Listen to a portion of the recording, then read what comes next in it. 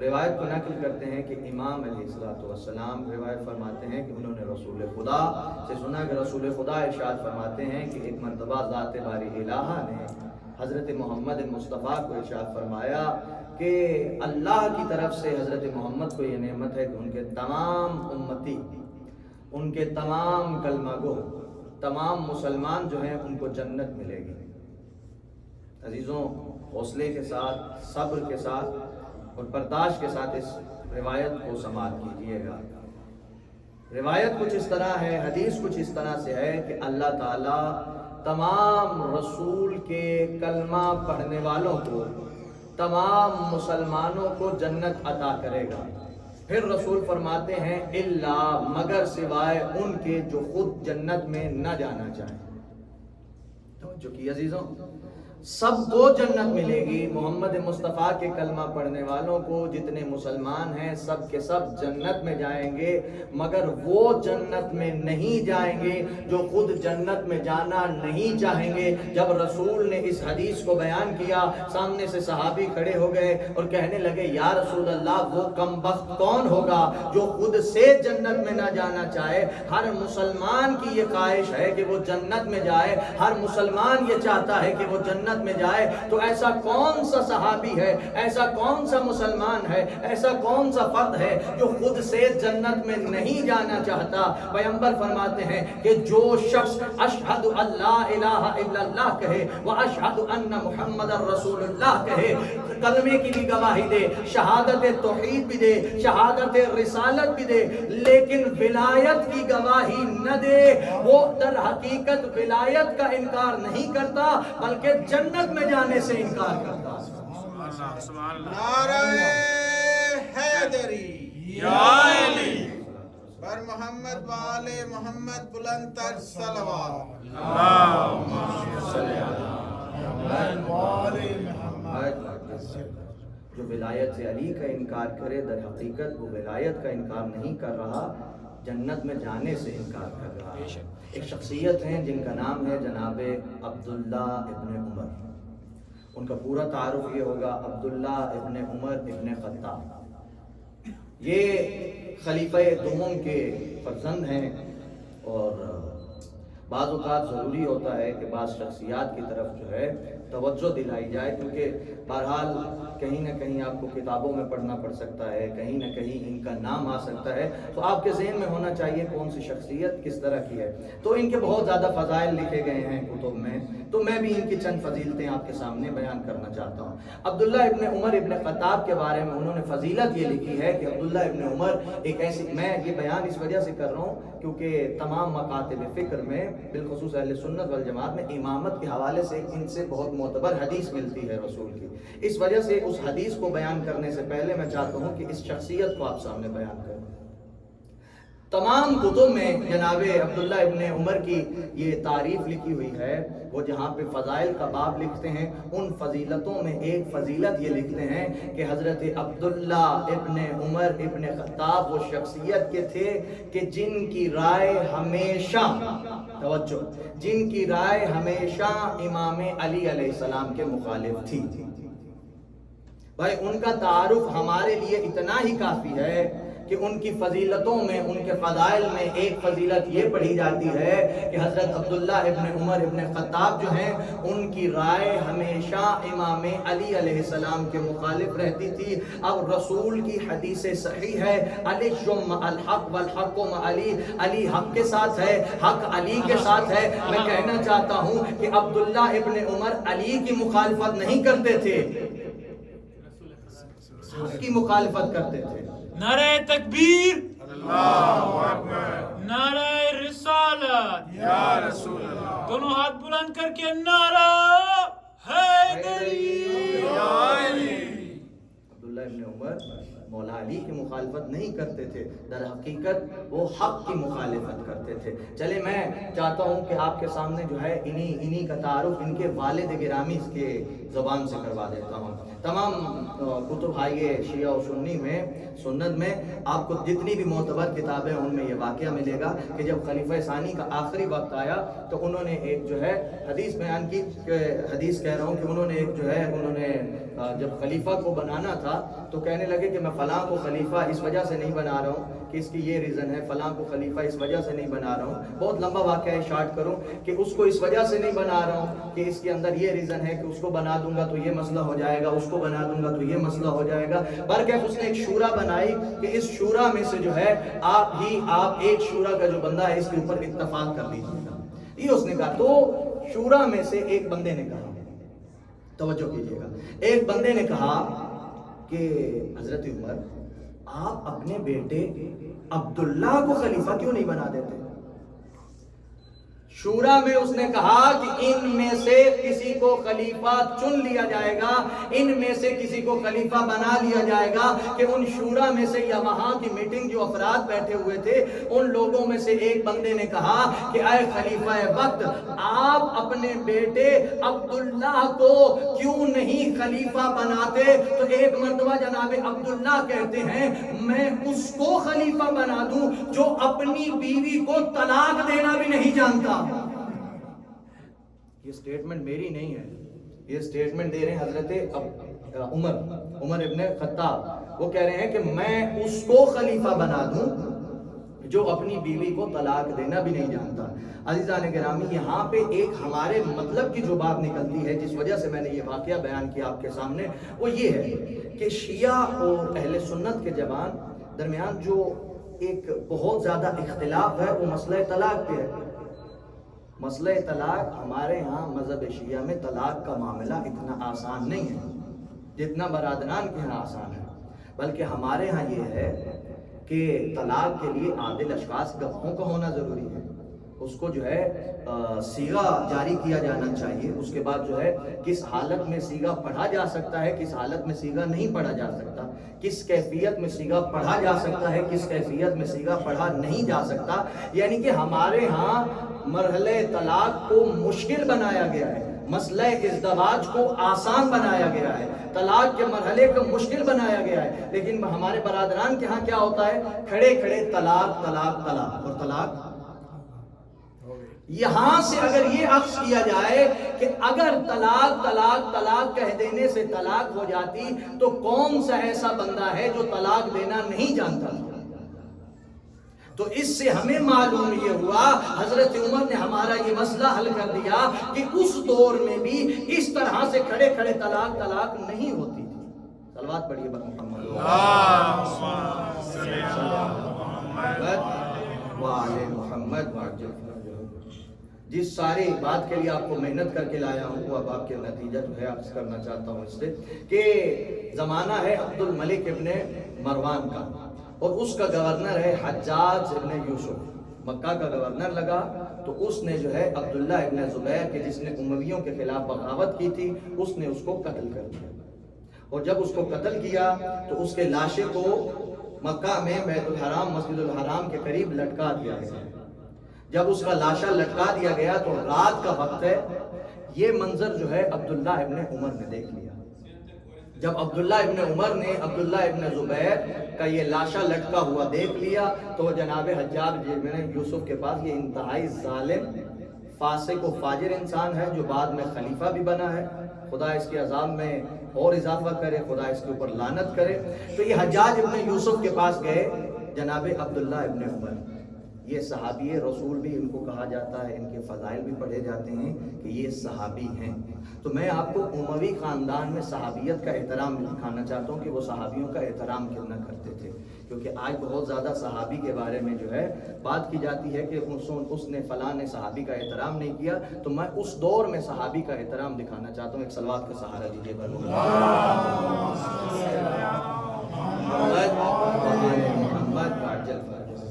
جناب حجاج ابن یوسف کے پاس جو ہے جناب عبداللہ ابن عمر گئے، اور رات کا وقت ہے، تقریباً 12 1 یا 2 بجے کا وقت ہوگا، یعنی یہ لکھا گیا ہے کتابوں میں کہ انتہائی رات کا وقت تھا۔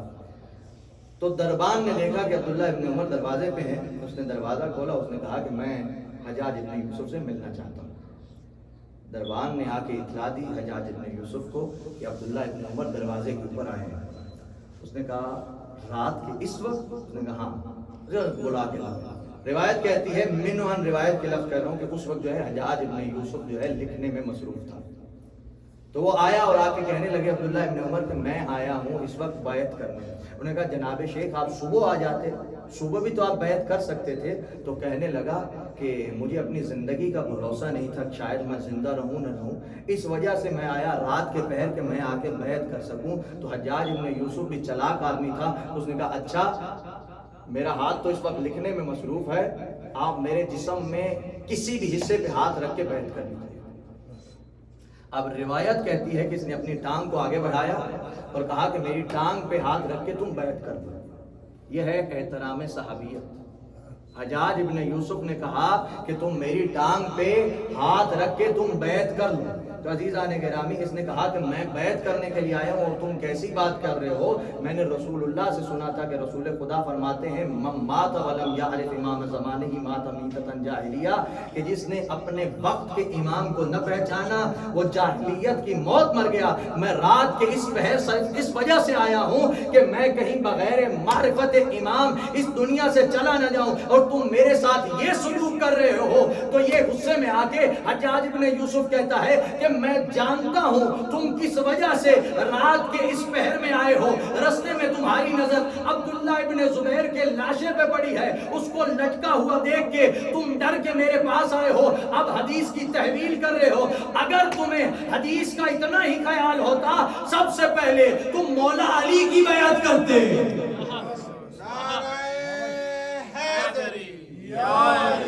بر محمد وآل محمد بلند تر صلوات۔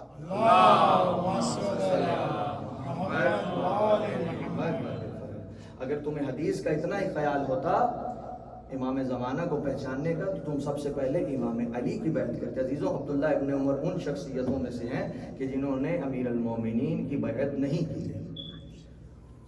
صاحبان، من مات ولم یعرف امام زمانہ مات میتۃ جاہلیہ، جو بھی اپنے امام کی معرفت کے بغیر مرا وہ جاہلیت کے موت مرا۔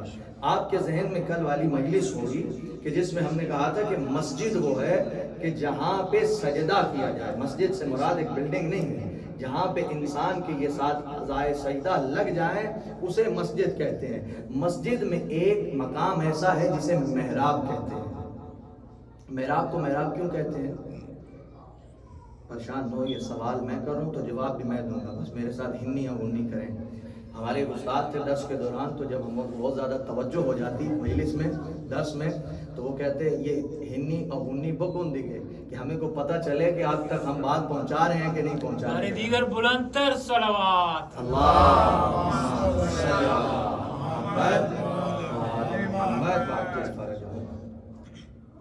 تو محراب کسے کہتے ہیں؟ محراب نکلا ہے حرب سے، اور حرب کہتے ہیں جنگ کو۔ حرب کسے کہتے ہیں؟ جنگ کو۔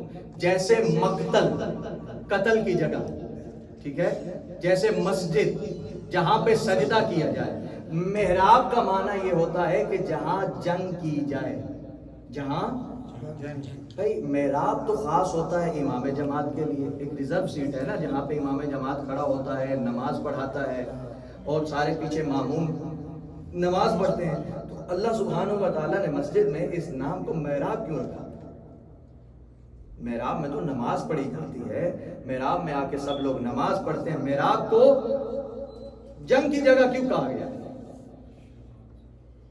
ماشاءاللہ، اللہ آپ کو سلامت رکھے۔ داؤد بھائی نے ایسا نقطہ دیا ہے کہ محراب کو محراب کا نام اس وجہ سے کہا گیا ہے کیونکہ یہاں پہ جو پیش امام ہے، جو نماز پڑھنے والا ہے، اس کو جنگ کرنی ہے۔ اس کو کیا کرنا ہے؟ اس کو جنگ کرنی ہے۔ کس سے؟ شیطان سے اس کو جنگ کرنی ہے، اس کو نام و نموز سے جنگ کرنی ہے، اسے تکبر سے جنگ کرنی ہے، خواہشات سے جنگ کرنی ہے، شیطان کے وسوسوں سے جنگ کرنی ہے۔ اس وجہ سے نام رکھا گیا محراب۔ محراب. تو عزیزان گرامی اللہ نے یہ قانون بنایا کہ امام جماعت وہ ہوگا، امام جماعت وہ ہوگا جو اس اہل ہو کہ جو شیطان کے مقابلے میں کھڑا ہو سکے، جو شیطان کے مقابلے میں جنگ کر سکے، جو وسوسوں سے جنگ کر سکے. تو عزیزوں ایک چھوٹی سی مسجد کے ایک چھوٹے سے امام کے لیے بھی اللہ نے یہ شرط بنائی ہے کہ وہ لڑنا جانتا ہو. تو یہ پوری کائنات کا امام بھلا وہ کیسے ہو سکتا ہے جو فرار ہو؟ نعرہ حیدری پر محمد و آل محمد صلی اللہ علیہ وسلم.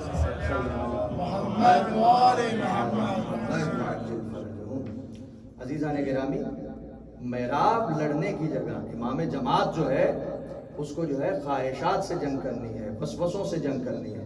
اور امام جماعت کے لیے ایک اور بھی شرط ہے. وہ کون سی شرط ہے؟ کہ امام جماعت کو صحیح طریقے سے نماز پڑھانی آتی ہو. یہ امام کے لیے شرط ہے. تو عزیزان گرامی صحیح نماز کیسے پڑھیں گے؟ رسول فرماتے ہیں صحیح نماز وہ ہے کہ جیسے میں نماز پڑھتا ہوں ویسے نماز پڑھو. مجھے دیکھو اور مجھے دیکھ کر نماز پڑھو. صحیح نماز وہ ہوگی جو رسول جیسی نماز ہوگی. صحیح نماز کون سی ہوگی؟ یہ اتنا اہم موضوع ہے کہ ارشاد ہے وَإِن قُبُلَتْ قُبُلَتْ مَا سِوَاهَا وَإِن رُدَّتْ رُدَّتْ مَا سِوَاهَا.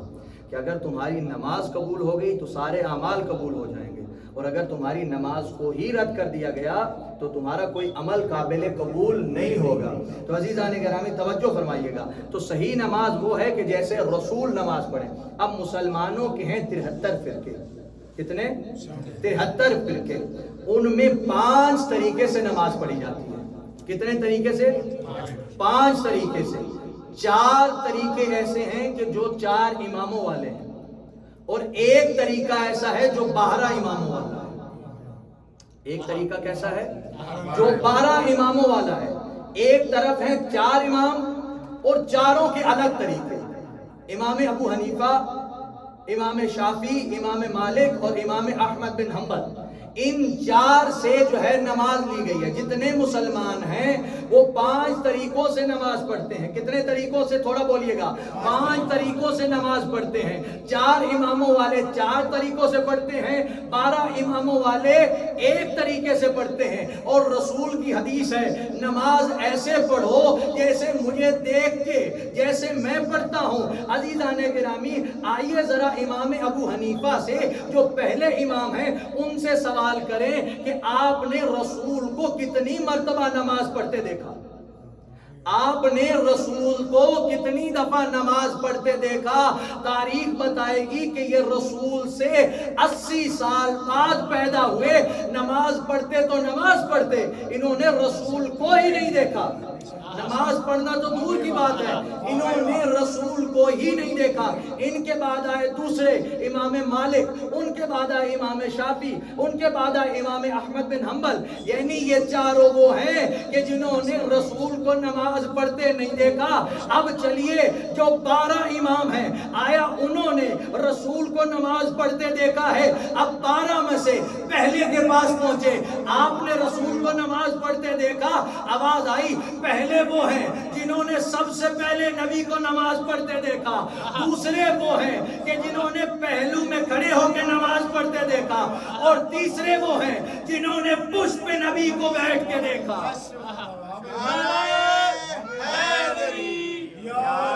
اور محمد والے محمد صلی اللہ ان میں سے پہلے وہ ہیں جنہوں نے سب سے پہلے نماز پڑھتے دیکھا. اب جتنے برادران مجھے سن رہے ہیں تو انہیں سوچنا چاہیے کہ ہمیں نماز کیسی پڑھنی چاہیے. آیا ان سے نماز لینی چاہیے کہ جو نبی کے دور میں نہیں تھے، یا ان سے نماز لینی چاہیے کہ جو سب سے پہلے نبی کے ساتھ نماز پڑھ رہے تھے؟ عزیزان گرامی مولا حسین ہیں پشت محمد مصطفیٰ پہ اور نماز دیکھ رہے ہیں. عالم یہ ہے کہ صحابہ حسین کو دیکھتے ہیں اور پھر سجدے میں چلے جاتے ہیں. صحابہ حسین کو دیکھتے ہیں اور پھر سجدے میں چلے جاتے ہیں, حسین کو دیکھتے ہیں اور پھر سجدے میں چلے جاتے ہیں. عزیزان گرامی, جب نماز تمام ہوئی تو کوئی صحابی ایسا نہ تھا کہ جو رسول کے پاس جا کے کہتا ہو یا رسول اللہ ہم نماز پڑھ رہے تھے قربتاً اللہ, ہم نماز پڑھ رہے تھے قربتاً اللہ. حسین آ گئے آپ کی پشت پہ, یا رسول اللہ ہمیں یہ بتائیے کہ ہماری نماز باطل تو نہیں ہوئی, ہماری نماز تو ٹھیک ہے, ہمارا وضو تو نہیں ٹوٹا. عزیزوں, ہمیں یہ معلوم ہوا کہ صحابہ کا عقیدہ یہ ہے, رسول کا عقیدہ یہ ہے کہ حسین کو دیکھ کے نہ کسی کی نماز ٹوٹی نہ کسی کا وضو ٹوٹا. آج تازیے کو دیکھ کے تمہارا نکاح کیسے ٹوٹ جائے گا؟ ماشاءاللہ. بر محمد و آل محمد صلی اللہ علیہ وسلم.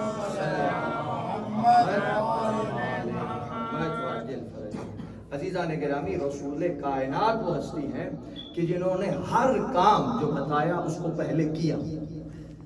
نماز پڑھی اور دکھایا ایسے پڑھنی ہے, روزہ رکھا اور بتایا ایسے رکھنا ہے, زکوٰۃ دی اور کہا ایسے دینی ہے, حج کیا اور بتایا کہ ایسے کرنا ہے. لیکن تاریخ نے بتایا کہ 2 کام ایسے ہیں جو رسول نے نہیں کیے. توجہ عزیزان, تمام مجلس کا محاصل جملہ آپ کے حوالے کرنا چاہتا ہوں. رسول خدا نے 2 کام ایسے ہیں کہ جو نہیں کیے. ایک, رسول نے کبھی تلوار نہیں چلائی, اور دوسرا, رسول نے کبھی آذان نہیں دی. کس وجہ سے نہیں دی؟ اس وجہ سے کہ جب مؤذن آذان دیتا ہے تو اس کے اندر ہے امر کے صیغے, آرڈر کے صیغے. جب مؤذن آتا ہے شاہ جی, وہ کہتا ہے حی علی الصلاۃ, آؤ نماز کی طرف, حی علی الفلاح, آؤ فلاح کی طرف, حی علی خیر العمل, آؤ بہترین عمل کی طرف. عزیزان گرامی, یہ ہیں امر کے صیغے. اور قرآن میں اللہ کہہ رہا ہے کہ یا ایھا الذین آمنوا استجیبوا للہ وللرسول. جب تمہیں اللہ بلائے, جب تمہیں رسول بلائے تو فوراً اس کی بارگاہ میں آ جاؤ. فوراً ایمان والوں کی شرط بتائی کہ جب رسول بلائے تو فوراً اس کی بارگاہ میں آ جاؤ. اگر نبی محمد مصطفیٰ آ کے آذان دیتے تو ہر مسلمان پہ واجب ہو جاتا کہ وہ جہاں ہے جیسا ہے وہ فوراً رسول کی بارگاہ میں آ جائے, حی علی الصلاۃ, فوراً نماز کی طرف آ جائے. اب کوئی طہارت کی حالت میں ہے یا نجاست کی حالت میں ہے, کوئی بیمار ہے یا تندرست ہے, جیسا بھی ہے اس کو رسول کی بارگاہ میں آ جانا چاہیے. اور قرآن کہتا ہے لا اکراہ فی الدین, دین میں کوئی جبر نہیں ہے, لہذا جبرن کوئی حکم نہیں دیا جا سکتا. اس وجہ سے اللہ نے کہا محمد مصطفیٰ ہم آپ سے آذان نہیں کہلوائیں گے, ہم آپ سے آذان کا حکم نہیں دلوائیں گے, کیونکہ سب پہ واجب ہو جائے گا کہ وہ آذان کے لیے, وہ نماز کے لیے آ جائیں. تو عزیزوں, اب تاریخ اس بات کی پیاسی ہے, وہ کہتی ہے کہ اگر نبی آذان دیتے تو نبی کا لہجہ کیسا ہوتا, نبی تلوار اٹھاتے تو نبی کا تلوار چلانے کا انداز کہتا ہوتا. اب تاریخ اپنی تشنگی کا کشکول اٹھائے یوں درے آل محمد پہ سوالی بن کے گھوم رہی تھی کہ ایک مرتبہ آقا حسین نے کہا علی اکبر اٹھو آذان دو.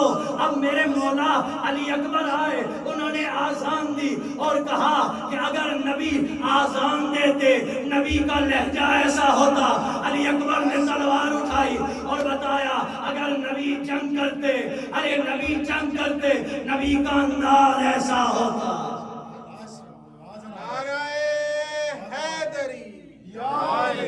محمد وآل محمد بلند تر صلوات. اللہم صلی علی محمد وآل محمد.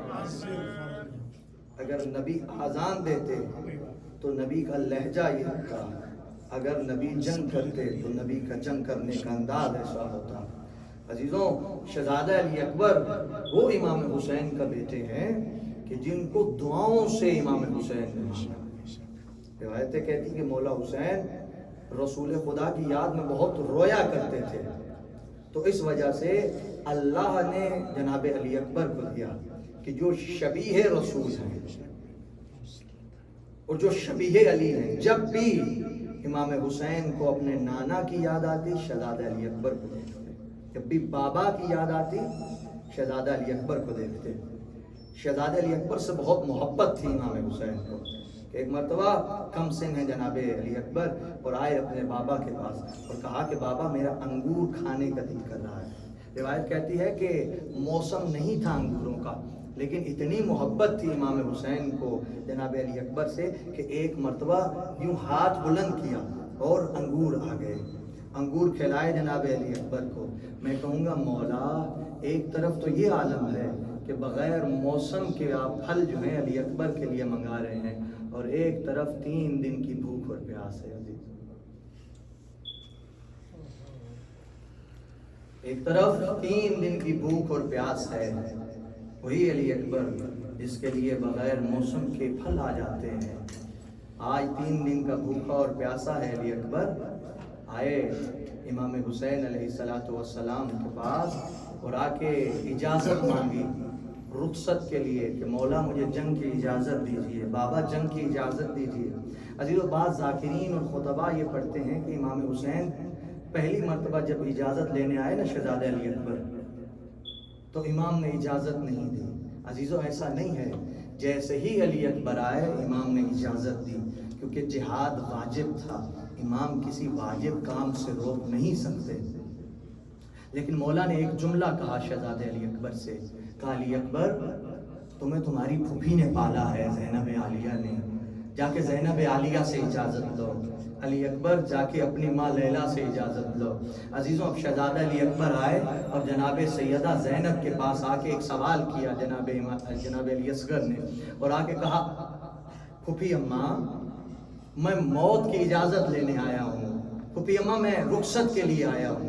اور جناب سیدہ زینب نے کہا علی اکبر کوئی طریقہ ایسا نہیں ہے کہ تم سے موت ٹل جائے.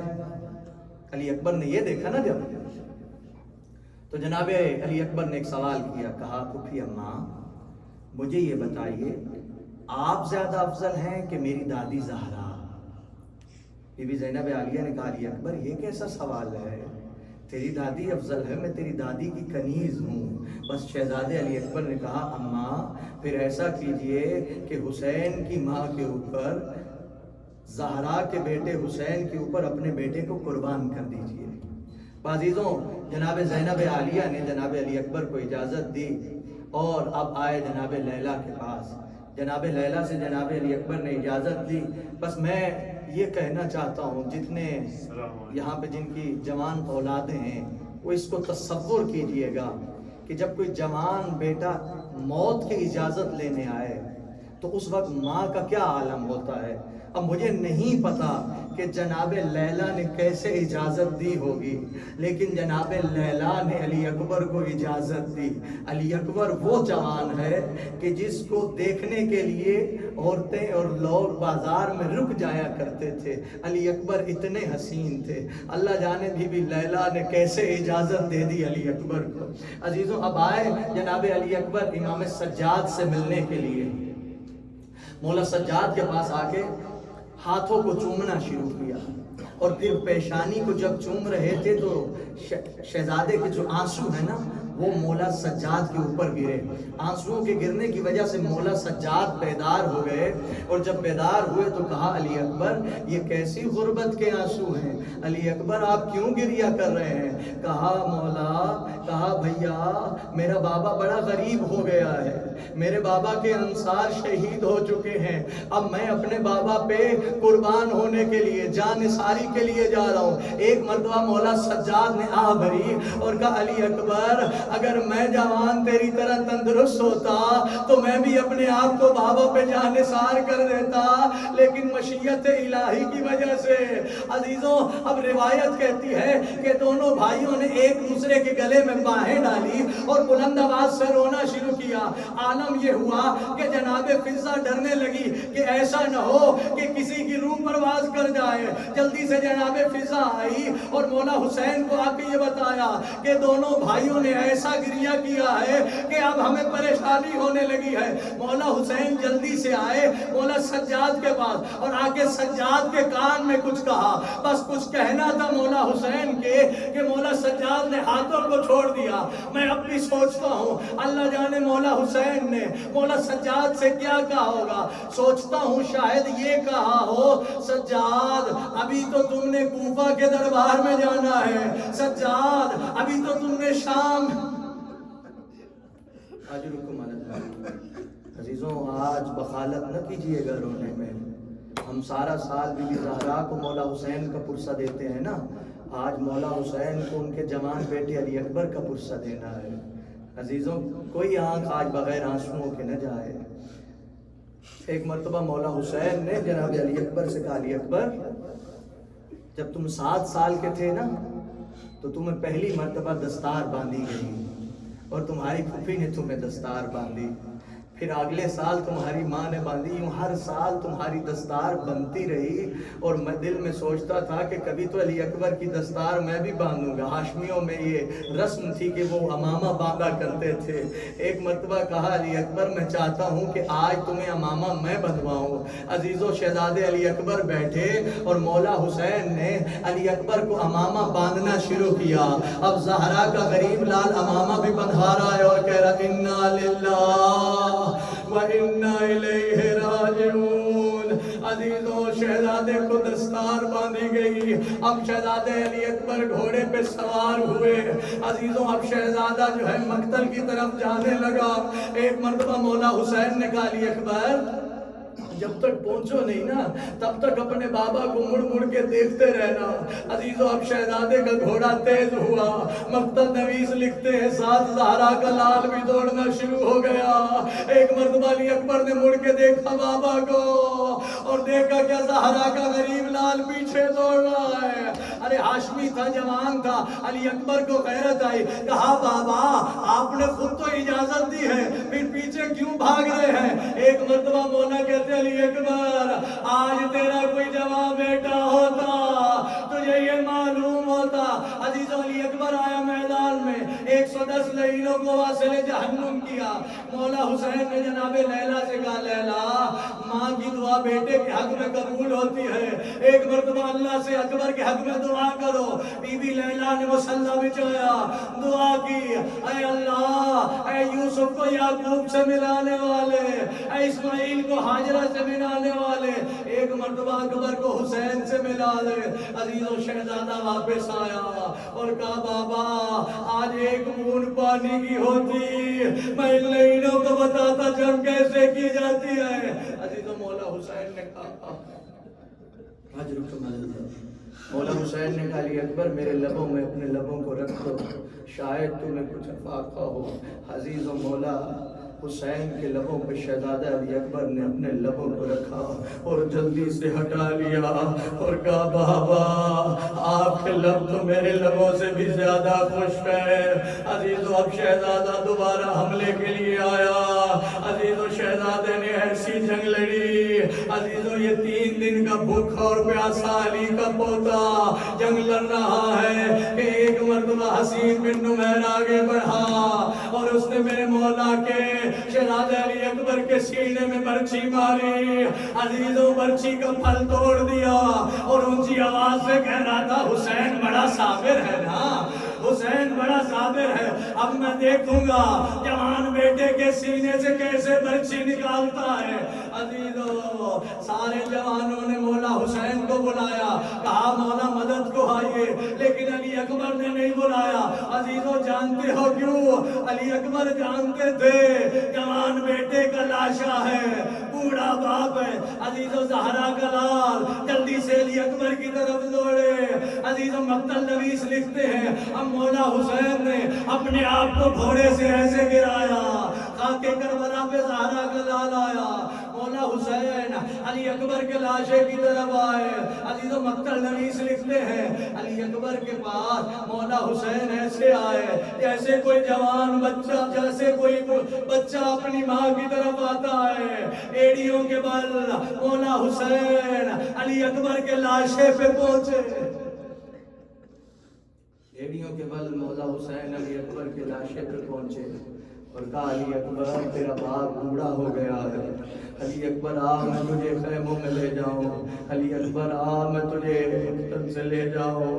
عزاداروں ایک مرتبہ مولا حسین نے کہا علی اکبر اپنی باہوں کو میرے گلے میں ڈال، میں اب تجھے اٹھا نہیں سکتا۔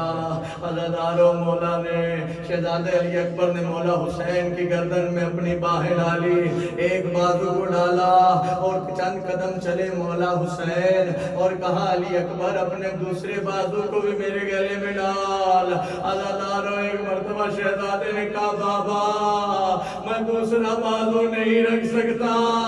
عزاداروں جب مولا حسین نے علی اکبر کے دوسرے بازو کو ہٹایا، کیا دیکھا کہ برچی کا پھل ہے۔ آئے حسین نے ایک مرتبہ پوچھا اکبر جس نے تجھے یہ برچی کا پھل مارا اس نے واپس نہیں نکالا۔ اکبر کہتا ہے بابا وہ کہہ رہا تھا حسین بڑا صابر ہے، میں دیکھتا ہوں اکبر کے سینے سے یہ برچی کا پھل کیسے نکالتا ہے۔ عزیزوں شہزادے کو مولا نے لٹایا، ایک مرتبہ نعت علی پڑھی اور ایک ہاتھ سینے پہ رکھا، ایک ہاتھ برچی میں رکھا اور کہا یا علی یا علی۔ عزیزوں برچی کو نکالا، خالی برچی نہیں باہر آئی، علی اکبر کا جگر ساتھ باہر آیا۔ عزیزوں مولا نے علی اکبر کا لاشا اٹھایا، آئے مقتل میں ایک لاشا تڑپا ہوگا اور کہتے ہوں گے مولا جوان لاشا بوڑھا باپ۔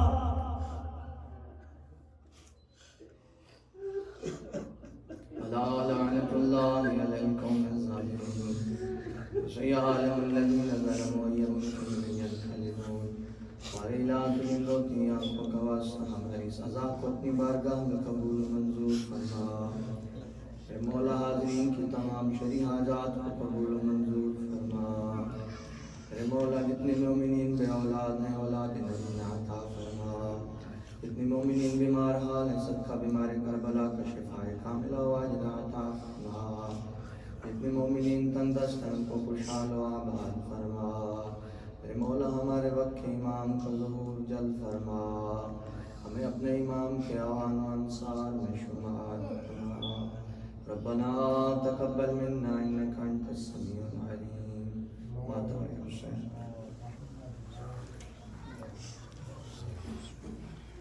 یا حسین